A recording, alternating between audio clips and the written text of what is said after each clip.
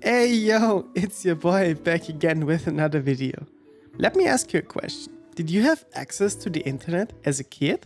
If you did, you probably spent at least some time looking for free-to-play games. At least I did. Back when I was a teenager, the free-to-play market was not as saturated as it is today. So besides browser games, you would usually find one other type of game. Flash games. And while some classic Flash games have stayed relevant to this day, some even getting standalone sequels pulling in even more players over the years, most of them have been forgotten about by now. But what I miss most about this time in my life playing video games is the simple, low-commitment fun those games provided. Similar to classic arcade games, most Flash games had this plug-and-play philosophy behind them. You would just start them up, click play and get thrown right into it, no explanation needed.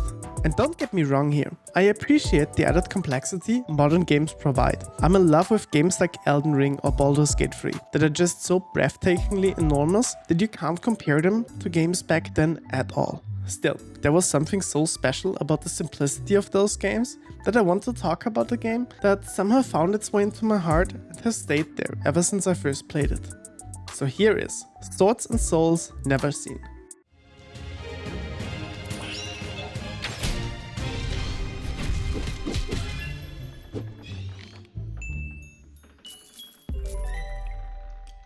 Never Seen is the sequel of one of the most successful Flash games of its time, simply called Swords and Souls. The original actually got released quite late in the era of Flash games, back in October of 2015. Not long after, it reached the top spot of some of the most well-known Flash game sites like Kongregate and Newgrounds. In 2019, however, developer Soul Game Studio released a sequel to their successful Flash game onto Steam, to mediocre success. Peaking at around 2,000 concurrent players, it never really got its time to shine, or at least not the success I think it deserves. At its core, Never Seen and its predecessor are simple RPGs, where you start as a weak fighter thrown into battle with nothing but a wooden stick and a dream. You fight, you die, and you come back stronger. But to actually get stronger in this game, you have to train your skills, and I mean literally train them. Instead of just clicking upgrade strength in a menu, you play a minigame. You want better defense? Then you have to block projectiles coming from every direction, while making sure not to block stars, which give you a bunch of bonus stats. For agility, you actually have to dodge attacks, in a rhythm-based test of timing.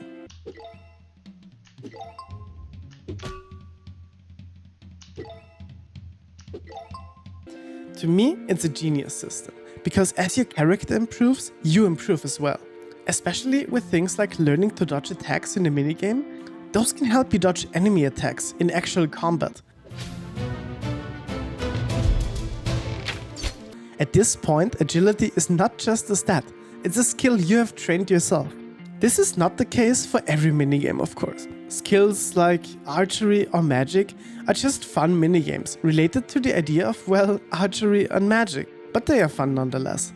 I always enjoyed grinding up my stats by playing minigames, fulfilling the little challenge goals they provide, and getting everything maxed out. As you progress through the different tiers of each minigame, they will of course increase in challenge and complexity as well. To increase your melee damage, for example, at the beginning, you only have to hit apples coming at you in a straight line. Later on, there will be a variety of projectiles with different speeds and even more confusing patterns.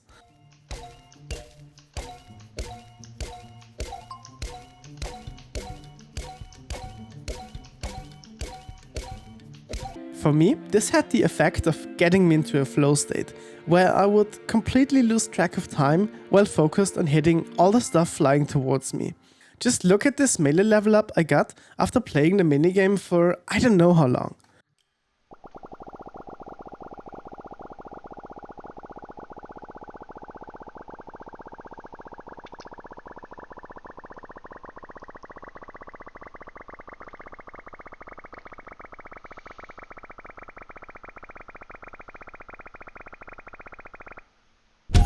As someone who enjoys progression and numbers go up in video games a bit too much, this game is perfect for me. Upgrading your training camp, for example, increases the amount of stats gained by playing the minigames.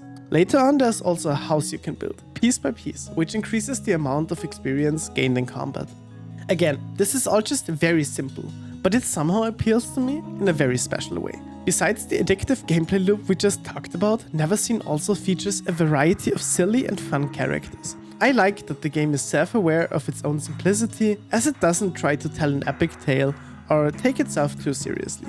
The game is just stupid fun, and the story and characters reflect that. The main narrative revolves around Hobbs, the Tavern Keeper, as he sends you on a quest to defeat a mighty witch that apparently took someone or something from him. To do that, however, you first need to collect the 4 super treasures to be strong enough to take her on.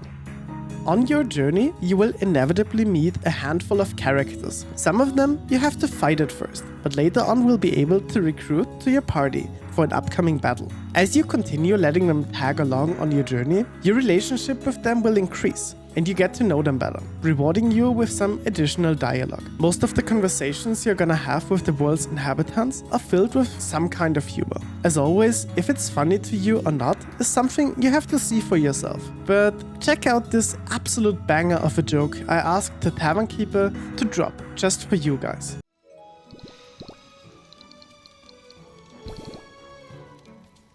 I find the dialogue endearing for the most part. My favorite character is Borth the Blacksmith.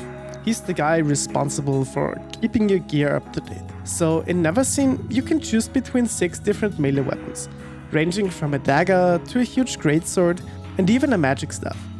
Yes, a magic staff is considered a melee weapon. I never said this game was perfect, okay? Just let it go. Anyway, in one of your earlier interactions with Borth, he asks you if you appreciate the variety of weapons he offers to you. As you can't upgrade just one single weapon, but instead upgrade the entire set at once, he feels very bothered by the thought of you just using one weapon type when he gives you so many options. This line always cracks me up and makes me feel caught, because there's no way I'm using anything other than my greatsword. On a side note, I'm always a little bit disappointed when games are not fully voiced. Of course, this isn't something you can expect from a game like this, but let me be the one to say that voiceover almost always contributes to a more enjoyable gameplay experience. What I never quite understood is why voiceover is deemed so expensive. Surely it can't be that costly to have a voice actor read some lines, right? Especially on games that actually go through the entire process of hiring a voice actor only to get them to just a couple of lines and have the game only be partially voiced. I just don't get it. This is in no way front voice actors or anything, everyone should pay, of course, but if you're not making games, well, never mind. Okay, enough ranting. Let's talk side activities. Neverseen provides a few other features to sink your teeth into. Those are basically what you would expect out of a simple RPG like this. You got your fishing, your monster taming, and playing hide and seek with the lost souls of dead children. Throughout your playthrough, you will find a bunch of areas where you can catch fish. This minigame is quite boring, honestly. I don't really see a reason why you would do it if not for a completionist 100% playthrough, which I did only once. At least monster taming gives you benefits in combat, as a tamed monster becomes a fighting companion that sometimes tanks a hit for you. To tame a monster, you first need a flute. Then you need a book containing a unique button combination that's able to catch a monster when it's on low health. Not every enemy can be captured, but there are enough throughout the game to keep the mechanic relevant. Personally, I just go with the mole all the way until the end. Lastly, there are the souls of lost children hidden throughout the game. Those are actually extremely well hidden, and I found it quite fun to scan every screen looking for them. Here's one example. Again, if you're not going for 100%, you will probably not spend the time looking for each and every one of them, but it's fun doing once in my opinion. So, where does this leave Neverseen as a video game? It's clearly not a masterpiece, it's grindy at times, and compared to some really good games, it doesn't have too much going for it if you have very limited time to play. But to me, the combination of engaging minigames, satisfying progression, and lighthearted humor makes it a game that's very easy to pick up and just play for fun. Whether you just want to complete the campaign once or try going for 100% achievements, there's something here for everyone. It doesn't try to be an epic RPG with a 100-hour story or groundbreaking mechanics. Instead, it delivers something equally valuable, pure, uncomplicated fun. If anything I've talked about sparked your interest, I highly recommend giving it a shot. It's around 10 hours long, about 20 if you're a completionist, and absolutely worth your time.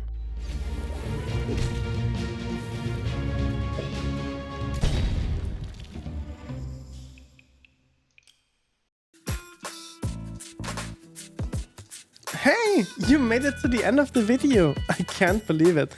If you're still here, I just want to say thank you. Putting videos out there has been a dream of mine for as long as I can think, and it took me so many years to actually go through with it that releasing this doesn't quite feel real yet. So I guess if you enjoyed the content, press the like button, and if you want to see more, consider subscribing to my channel. I plan on doing at least one video per month from now on, and once I'm settled in, I hope to release on a bi-weekly schedule.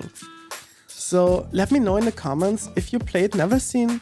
Feel free to leave feedback or ideas for future videos down below as well. And that's all I've got for today. Thank you again and catch you later. Bye!